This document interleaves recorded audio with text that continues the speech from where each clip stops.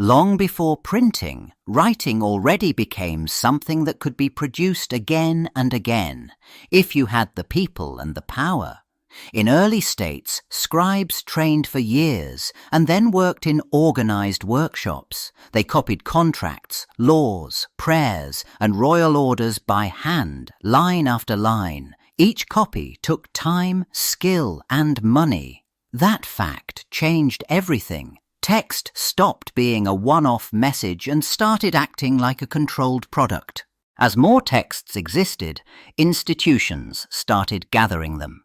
Temples, palaces, and later great libraries collected tablets, scrolls, and records to manage religion, taxes, and rule. But a library did not mean public access. It meant storage and authority. The people who owned the collections decided what counted as knowledge and who could consult it. Copying stayed inside these systems because the materials and the trained labor stayed inside these systems. So early books stayed scarce by design. Every manuscript relied on fragile supply chains, writing surfaces, ink, time, and dependable hands. A mistake required scraping, rewriting, or starting over. Distribution moved at the speed of travelers and officials. Most people never touched a written text at all, even if they heard it read aloud. In this world, written words carried weight because they were hard to make and easy to control. By the late Roman era, a quiet shift changed what a book even was. The scroll started losing ground to the codex, stacked pages bound along one edge. It felt simple, but it solved problems at once. Readers opened directly to a passage instead of unrolling yards of text. Writers fit more into a single object, and the book started behaving less like a strip of writing and more like a tool. That new tool depended on a new surface. Papyrus travelled poorly and split with age, so parchment took over. Animal skin scraped thin, strong, and reusable. It cost more, but it endured. It also accepted writing on both sides, which mattered when every page required labour. Copyists stitched gatherings of sheets into thicker volumes, and suddenly one codex could hold a library's worth of separate works. As Roman systems weakened, the codex and parchment carried texts through a rough transition. Monastic communities copied what they could, but the format itself made the job easier to manage. Pages could be numbered, corrected, compared side by side. Margins invited notes that guided future readers. A book travelled as a compact block, not a fragile roll. The physical change helped texts circulate, survive, and multiply. In the High Middle Ages, books stopped living only behind monastery walls. New universities appeared, and they needed texts fast, especially law, medicine, and theology. Students and masters could not wait months for one slow copy. That pressure pulled bookmaking into towns. A new trade grew around the schools. Stationers who organized copying, scribes who wrote for pay, and sellers who treated texts like goods that had deadlines. One practical solution changed everything: the picia system. Instead of copying a whole book at once, a trusted shop divided a master text into numbered sections. Each section circulated separately, and several scribes copied at the same time. Speed rose. Errors became easier to spot and correct because copies could be checked against an approved exemplar. The work became coordinated labour, not one person's long task, and it fit the rhythm of university demand. As this market expanded, monasteries no longer decided alone what deserved to be copied. Buyers did. A student needed a set text, a teacher assigned a commentary, a city professional wanted a practical handbook. Copying followed money and schedules. Professional scribes competed on accuracy and pace, and stationers managed supply like an early publisher. The result was simple and irreversible. Demand began shaping the medieval book, and production moved closer to the people who used it. By the mid-1400s, Europe's book market still depended on human hands, and every extra copy meant more weeks of work. Then a metal worker from Mainz, Johannes Gutenberg, pushed a different idea. Instead of writing pages again and again, he broke text into reusable parts. Individual metal letters set into lines, inked and pressed onto paper. Copying stopped being a craft measured in days. It started looking like production measured in batches. The change did not come from one trick, but from a full system that worked together. Movable type meant letters could be rearranged for the next page. Oil-based ink held to metal. A press applied even force over and over with consistent results. Once the type was set, the expensive thinking and arranging happened once, and the copying happened fast. A single setup could feed dozens, then hundreds of identical pages. That speed forced a new kind of business into existence. Printing demanded big upfront costs, metal type, paper, skilled labor, and time to set pages before any sale happened.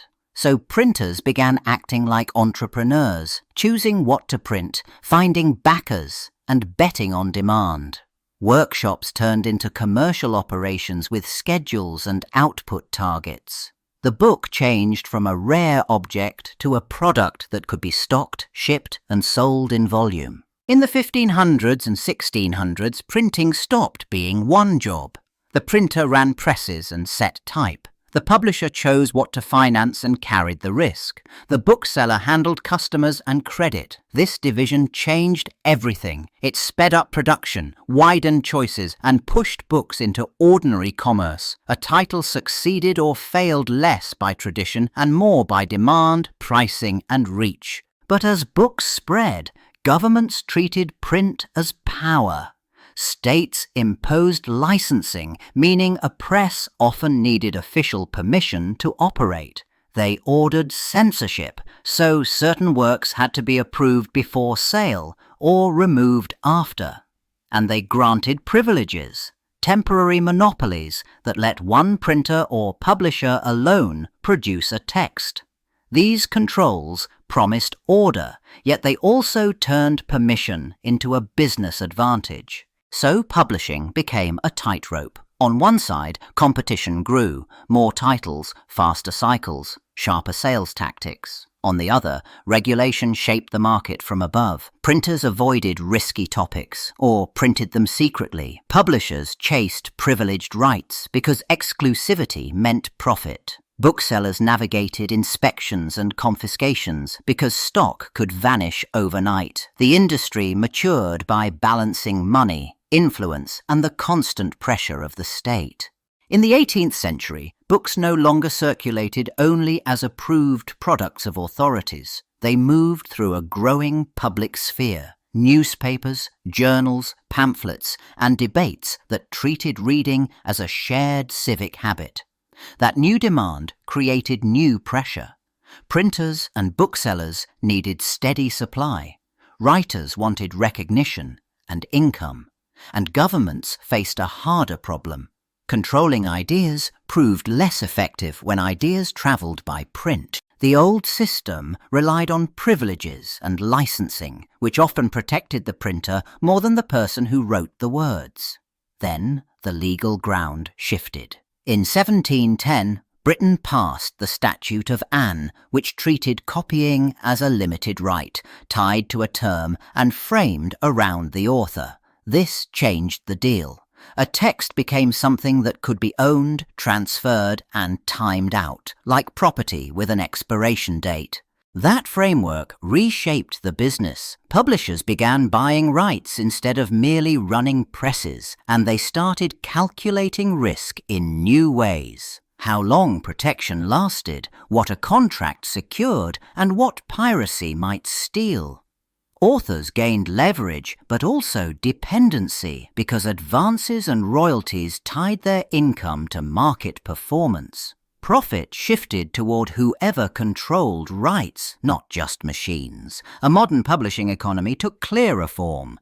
In the 19th century, the pace of printing stopped depending on muscle and started depending on machines. Steam power drove presses that ran faster and longer, so a single shop produced what once took many. At the same time, paper no longer came mainly from rags in small batches. Mechanized mills turned wood pulp into paper at scale. The basic unit cost of a book fell. That one change pulled everything else forward. Cheaper printing only mattered if books reached readers, and railways changed that equation. Trains carried crates of new titles across whole countries on set schedules, not by slow carts and uncertain roads. Publishers stopped thinking city by city and started thinking national markets. Newspapers and magazines fed attention, then pointed it toward books. Literacy spread through expanding schooling and new urban jobs that demanded reading. More readers appeared, and they appeared all at once.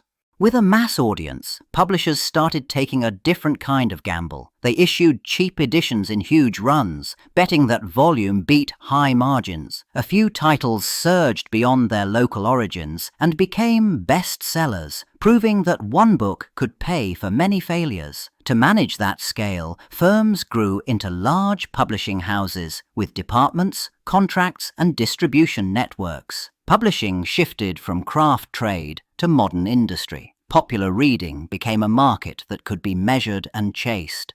In the early 20th century, publishing stopped looking like a craft business and started behaving like modern industry. Bigger firms absorbed smaller ones, and the word conglomerate began to fit. Scale mattered. Large publishers spread risk across many titles and used national distribution to push a few books everywhere at once. At the same time, advertising and publicity grew from side tasks into core strategy. A book still began with writing, but it lived or died in the marketplace. Then a new power broker stepped between author and publisher, the literary agent. Agents scouted talent, negotiated contracts, and played one offer against another. That changed money, but it also changed control. Advances grew, rights got sliced into formats and territories, and publishers had to think globally from the start. Meanwhile, book clubs offered a different engine. Predictable sales in huge batches. A selection stamp could turn an unknown title into a national event almost overnight. Mass-market paperbacks tightened the system even more. Cheap, small, and easy to ship, they moved through drugstores, train stations, and supermarkets, not just bookstores. Volume replaced margin. Publishers timed releases, built series, and treated covers and blurbs like sales tools because a shopper decided in seconds. The same title now had multiple lives. Hardcover prestige, club distribution, then paperback reach. Publishing turned into coordinated marketing, and its footprint stretched across borders. By the late 20th century, publishing met a new kind of road, the Internet. Information no longer traveled mainly through trucks and shop windows. It moved through screens, links, and search bars. Readers started finding books without walking into a store, and publishers started feeling a shift they could not fully control. Distribution, once slow and physical, turned fast and digital. The center of gravity moved. Then, e-books arrived and changed the product itself. A book no longer needed paper, binding, or shelf space to reach a customer. Online retailers took advantage of that, offering huge catalogues and instant delivery. Pricing also bent in new ways. Discounts became aggressive, bestsellers became loss leaders, and the familiar logic of a fixed price on a printed object weakened. Convenience started beating tradition. Print on demand pushed the disruption even further. A title no longer needed a large print run to exist in the market. It could be printed one copy at a time, only after someone paid for it. That reduced inventory risk, but it also weakened older gatekeepers. Bookstores lost foot traffic, publishers lost some control over what reached readers, and new players gained leverage through algorithms and platforms. By the time publishing reached the present day, the hardest part often stopped being printing a book. It became getting noticed. A few huge platforms decided what people found through search results, recommendations, and paid placement. Discovery shifted from browsing shelves to being guided by software. The old gatekeepers never fully disappeared, but their power changed shape. Control moved from institutions that owned manuscripts to systems that managed attention. Audio subscriptions accelerated that shift. Instead of buying one title, listeners paid for access, and the platforms tracked every skip, finish, and replay. Those numbers influenced which books got promoted and which authors got new deals. At the same time, self-publishing matured into an ecosystem with its own editors, designers, ad tools, and rapid release strategies. A writer no longer needed permission to publish. They needed visibility, ratings, and momentum. Then, AI-assisted production entered the workflow. It supported outlining, translation, narration, cover concepts, and marketing copy, cutting both time and cost. That speed multiplied output, and the market flooded with new titles, good and bad, overnight. Abundance became the headline and the problem. In the ancient world, scarcity came from labor and control by elites. Now, distribution happened instantly. The scarcity shifted to trust, curation, and human attention.